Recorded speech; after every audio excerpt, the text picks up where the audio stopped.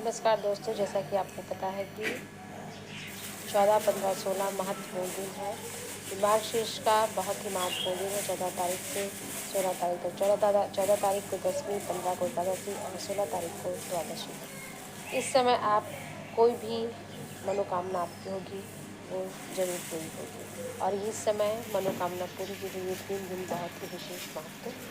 तो आइए जानते हैं आपको करना क्या है। एकादशी के दिन एकादशी माता की टिप्पणी हुई थी, इसलिए इसको एकादशी टिप्पणा कहते हैं। और ये किसी भी श्रेष्ठ कार्य को करने के लिए बहुत ही अच्छा है। तो आप व्रत करें या ना करें, लेकिन आप संपूर्ण रूप से इसके पूजा अर्चना जरूर करें। सुबह नहा धोकर गंगा जल से स्नान करें, और पूजा घर में अगर आपके पास शिवलिंग है तो इस पे आप शमी पत्र जरूर चढ़ाएं। मार्गशीर्ष में आंवले का पूजन का विशेष महत्व है, और इसमें चंदन का दान भी दिया जाता है। चंदन का तिलक आप अपने मस्तक पर पूरे महीने जरूर लगाएं, इससे आपके सभी कार्यों की सिद्धि होगी। और जब से एकादशी तिथि शुरू होती है उसके बाद उसके बाद और उसके पहले से आपको चावल नहीं खाना है, ऐसा आपको विशेष ध्यान देना होगा। तुलसी को जल ना चढ़ाएं इस दिन, तुलसी की पत्तियां ना तोड़ें, और हो सके तो तुलसी के दीपक का आप अपने घर में दीपदान अवश्य करें। इसको करने से आपके घर में बहुत ही संपन्नता आएगी और हर कार्य सिद्ध होगा। तो आइए जानते हैं इन 3 दिन आपको कौन से विशेष उपाय करने हैं जिससे आपका भाग्य उदय हो सके। तो सबसे पहले मार्गशीर्ष में शिव और हरिहर का मिलन होता है, इसलिए इसे शिव हरिहर मिलन का समय भी कहा जाता है। शिव नारायण का उपाय जो है, आपको दीपक लगाना है, शमी पत्र चढ़ाना है, और देवताओं को सबसे ज़्यादा प्रिय शिव भगवान को शमी का पत्र है। तो इस दिन आपको लाल फूल, बेलपत्र, सफ़ेद फूल और 4 शमी पत्र, ये चीज़ें लेकर आप अशोक सुंदरी के स्थान पर ध्यान करके आप ये अपनी मनोकामना को कहते हुए, हे भगवान मेरे घर में संपन्नति, दुख दूर करें, सुख शांति, धन वैभव सब आदि मेरे घर में आए। ऐसा कहकर अपनी मनोकामना करते हुए आप अशोक सुंदरी के स्थान पर ये चारों चीज़ें चढ़ा दीजिएगा। लाल फूल, बेलपत्र, 1 सफ़ेद फूल और 4 शमी पत्र, ये आपको अशोक सुंदरी के स्थान पर चढ़ा देना है। शिव नारायण का ध्यान करते हुए माता अशोक सुंदरी का नाम लेकर चढ़ा दें। 3 दिन करें, या हो सके तो किसी एक दिन भी आप ये कार्य कर सकें, लेकिन आपको इसका लाभ अवश्य मिलेगा।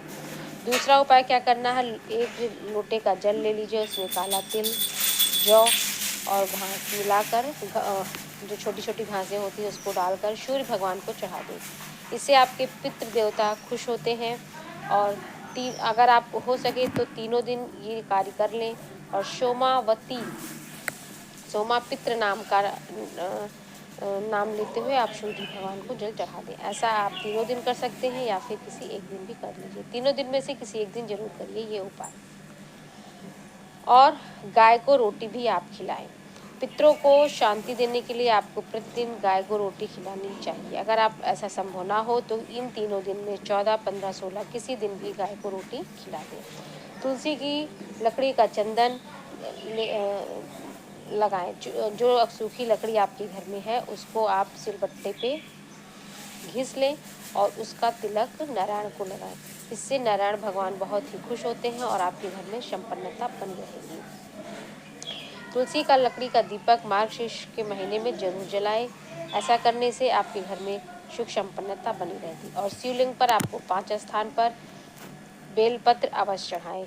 अशोक सुंदरी, गणेश भगवान, कार्तिक भगवान, माता कमल हस्त, पार्वती माता के कमल हस्त उसको कहा जाता है जिसपे शिवलिंग विराजमान है, वो कमल हस्त है। और 5वां शिवलिंग पर आप बेलपत्र जरूर चढ़ाएं इन तीनों दिनों में। इसमें आप दीपदान करें, 5 स्थान पर दीपक जलाएं। घर में मंदिर है तो वहाँ पे घर के मुख्य द्वार पर, तुलसी को शमी के नीचे, और मंदिर में शिवालय में जाकर आप दीप अवश्य जलाएं। इससे आपकी सारी मनोकामनाएं पूर्ण होंगी। अनेक रोग जो आप जिससे पीड़ित हैं वो रोग भी आपके दूर होंगे। शारीरिक मानसिक शांति मिलेगी और रोगों से मुक्ति मिलेगी। इन तीनों दिन आप ये कार्य अवश्य करें। ऐसा करने से आपके घर में संपन्नता बनी रहेगी। माता एकादशी आप पर प्रसन्न रहेंगी और हरिहर शिव और नारायण का आपको सौभाग्य भी प्राप्त होगा।